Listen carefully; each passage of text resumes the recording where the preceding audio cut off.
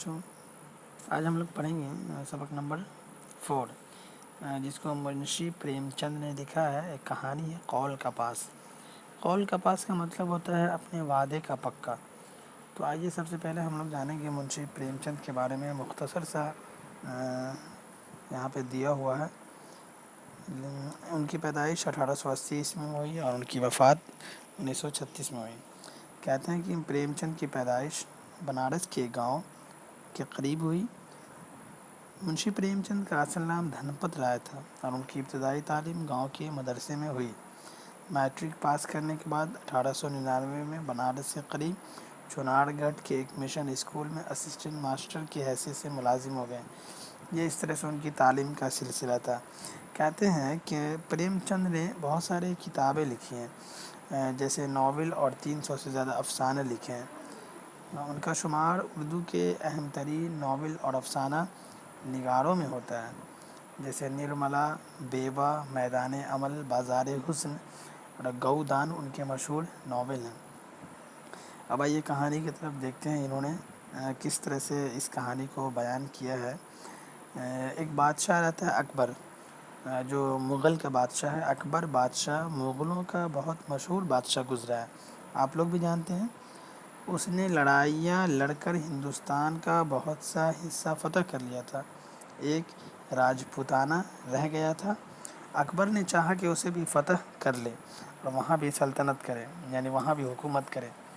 یہ ارادہ کر کے راجپوتانہ فوج پر فوج کشی کی۔ راجپوت اپنا ملک بچانے کے لیے لڑے تو بڑی بہادری سے، مگر آخرکار ان کے پاؤں اکھڑ گئے، یعنی وہ ہار گئے۔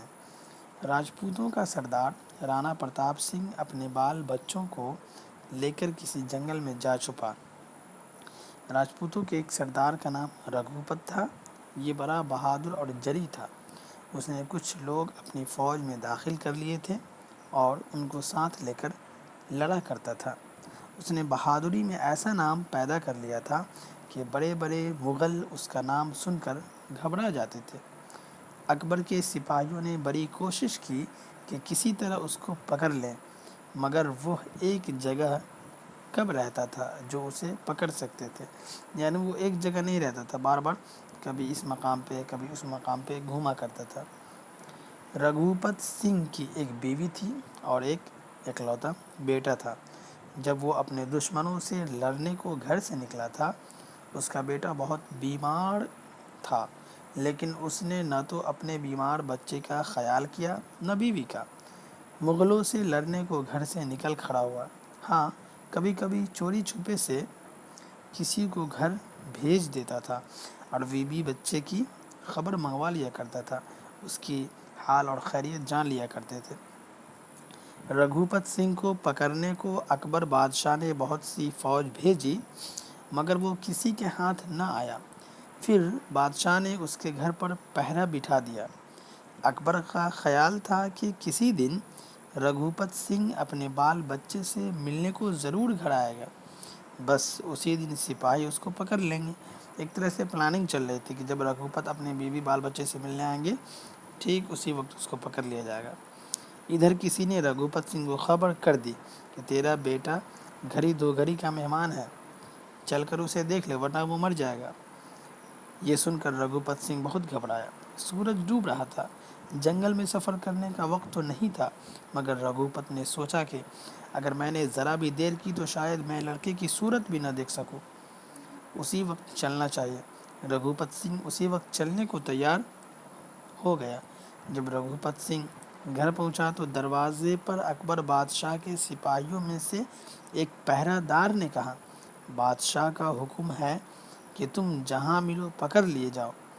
رگھوپت سنگھ نے کہا، میرا لڑکا مر رہا ہے، اسے دیکھنے آیا ہوں، ذرا دیر کے لیے مجھے اندر چلا جانے دو، ابھی دیکھ کر لوٹ آتا ہوں، اس وقت جو جی چاہے کر لینا، میں راجپوت ہوں، جھوٹ ہرگز نہ بولوں گا۔ اسی طرح ٹھیک کہانی آگے بڑھتی ہے۔ کہتے ہیں اس پہرہ والے سپاہی نے کہا، دیکھاؤ جاؤ۔ جب رگھوپت سنگھ گھر میں گیا تو دیکھا کہ لڑکا بے چین ہو رہا ہے اور بیوی فکر کے مارے بے حال ہو رہی ہے۔ فکر کی جمع افکار ہوتا ہے۔ میاں کو دیکھ کر بیوی کی ڈھارس بندھی۔ رگھوپت سنگھ نے بچے کو پیار کیا اور دوا کی تدبیریں بتائی۔ پھر اپنی بیوی سے کہا، دروازے پر سپاہی کھڑا ہے، میں کہہ آیا ہوں کہ میں قید ہونے کو واپس آتا ہوں۔ بیوی نے کہا، ایسا نہ کرو، دوسرے دروازے سے نکل جاؤ۔ رگھوپت نے کہا، یہ مجھ سے ہرگز نہیں ہو سکتا، میں نے قول دے چکا ہے، یعنی میں نے وعدہ کر لیا ہے، اس کے خلاف نہیں کر سکتا۔ یہ کہہ کر وہ دروازے پر آیا اور سپاہی سے کہنے لگا، لو میں آ گیا، اب مجھے پکڑ کر جہاں چاہو لے چلو۔ سپاہی نے کہا، تمہیں پکڑنے کو میرا جی نہیں چاہتا، تم بھاگ جاؤ۔ رگھوپت نے کہا، بہت بہتر، تم نے اس وقت میری مدد کی ہے، جب تم پر برا وقت آئے گا تو میں بھی تمہاری مدد کروں گا۔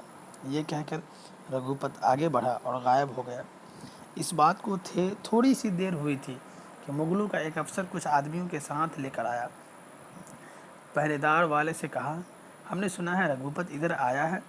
پہرے والے نے سچ سچ کہہ دیا کہ رگھوپت سنگھ اپنے بیمار بیٹے کو دیکھنے آیا تھا اور میں نے اسے جانے کی اجازت دے دی۔ یہ سن کر افسر نے پہرے دار کو قید کر لیا۔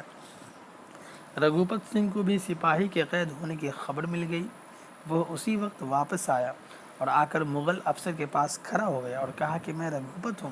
واقعی ان کی ایمانداری کا داد دینا پڑے گا کہ وہ کس قدر ایماندار تھے، کہ وہ اپنے بات پہ کتنے سچے تھے کہ جب دیکھا کہ وہ پہرہ دار قید ہو گیا ہے اور اس سے وعدہ کیا تھا کہ جب آپ بھی مصیبت میں ہوں گے تو میں آپ کا ساتھ دوں گا، وہ پہنچ گیا اس افسر کے پاس